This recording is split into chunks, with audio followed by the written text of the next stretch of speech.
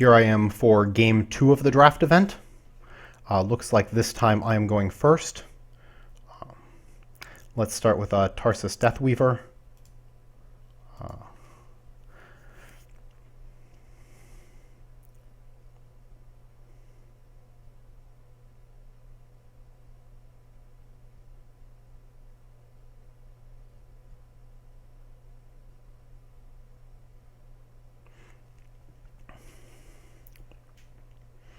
Some point I'd like to try using the Rite of Grimgaunt in this deck, but again, I'm not drawing it at the right time here.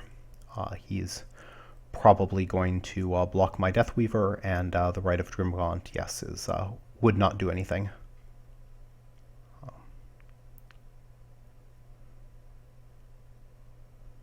Interesting. So I think I actually like leveling a Ghastly Touch here. Ghastly Touch, get in for 5 damage. Make him come up with another creature that can kill my Deathweaver.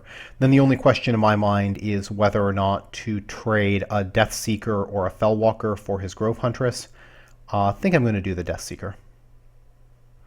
Actually, I have a lot of creatures that can deal with his Grove Huntress, so I think I'm going to exchange the 5 damage and just put the Deathseeker in another lane. See if I can get lucky on a... I'm sorry, let's see if I can get lucky on a Corpse Crawler draw, which I do not. But Zerath is an excellent creature to block Grove Huntress, for example, so I'm not sad to have passed up that opportunity.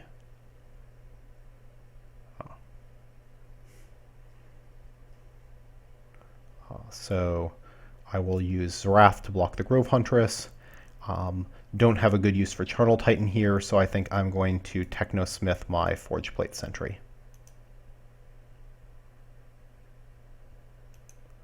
And Zerath will be almost at full health by the time he next has to make an appearance. Corpse Crawler should be able to sacrifice my Technosmith, which makes me quite happy. See what my other play is, depending on what my opponent does. Probably a good chance I bring out the Pulse Mage.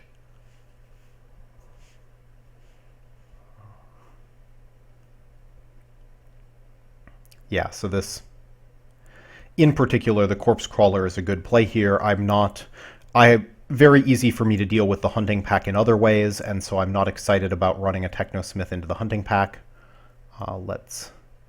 Corpse Crawler kills Technosmith, and then I think I want to level my Pulse Mage.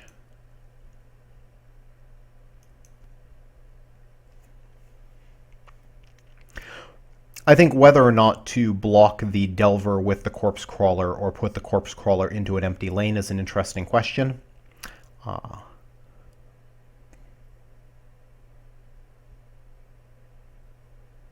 But I'm not going to regret. I'm not going to regret this block.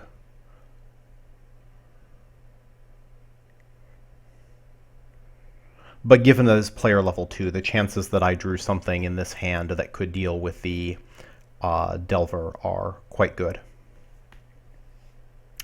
So, Forge Plate Sentry. This is why the new Palladium Pulse Mage is very useful. Palladium Pulse Mage, the Forge Plate Sentry, thus saving my Corpse Crawler, and then I will Technosmith and level up my Deathweaver.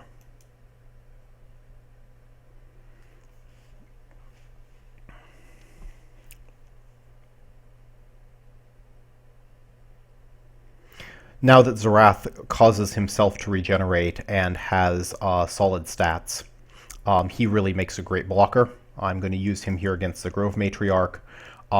Again, when I block an offensive creature with Zerath, it gives Zerath an opportunity to get backed up to full health by the time he has to attack. Blightwalker has missed its window of opportunity. Don't have any good answers for the Grove Matriarch. I think I'm just going to toss a Fellwalker in front of it and save myself some damage.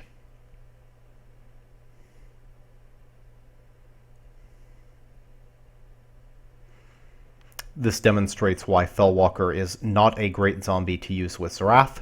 Having 4 regeneration is not very relevant when you are sitting there with a 3/3 body.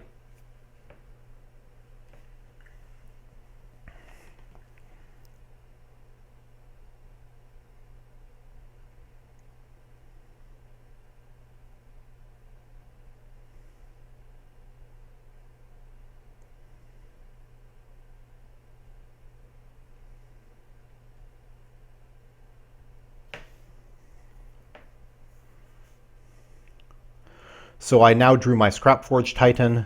Might be tempting to play the Scrapforge Titan here, but the odds that the game lasts long enough for me to see Scrapforge Titan 2, or I'm sorry, to see Scrapforge Titan 3, I think are quite low.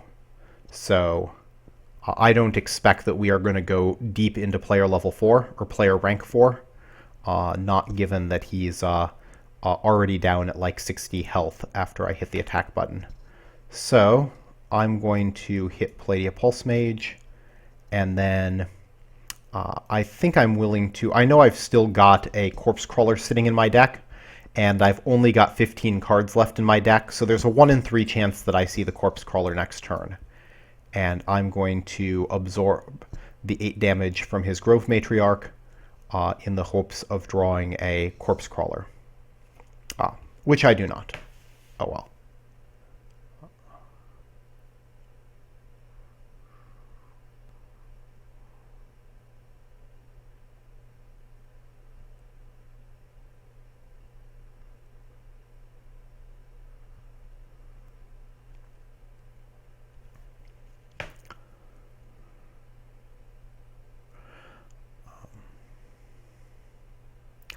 So the difficult question here is whether or not to use my Pulse Mage, who is -8, on the Forge Plate Sentry to save my Zarath, or use it on the Venom Fang. Actually, it's likely the case that I want to Ghastly Touch one of these 2 creatures and Pulse Mage the other one. So I'm going to Ghastly Touch the Venom Fang, which makes sure it dies, and then Palladia Pulse Mage the Forge Plate Sentry, making sure that it dies. Then guess I might as well level up a Charnel Titan. It's not quite big enough to survive against the Grove Matriarch, but I'm happy to get rid of the Grove Matriarch.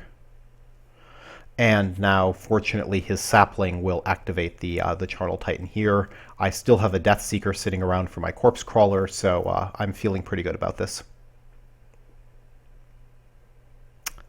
Oops. There goes my Zarath.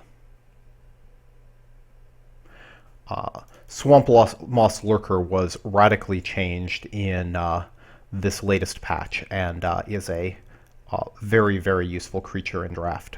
Blocks very, very well, killing Zarath and an assortment of other nasty cards.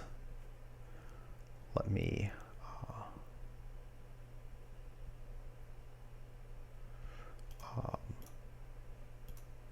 take no damage from his sapling, then toss out the Charnel Titan and the Corpse Crawler on the Death Seeker.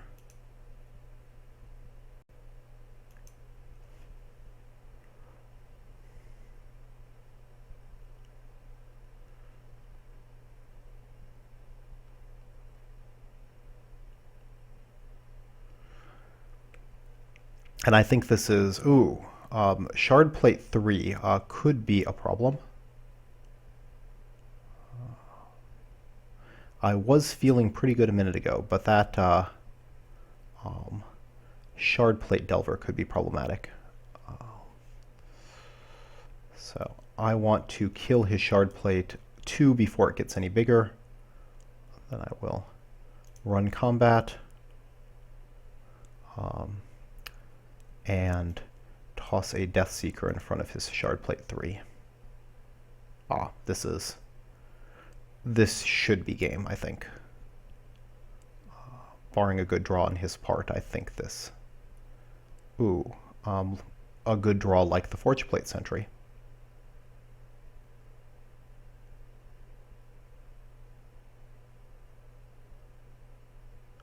And the Venom Fang on the Spirit Warrior. Very nice.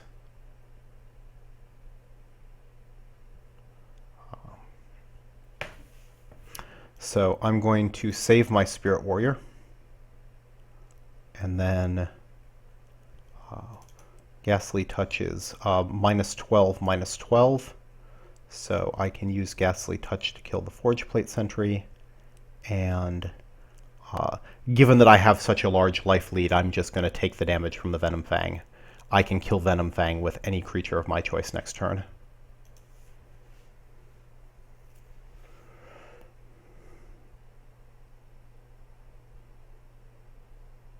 And this is where playing Technosmith at levels 1 and 2 just gives me more higher level cards to work with late game than my opponent has. Yeah, so that is game 2.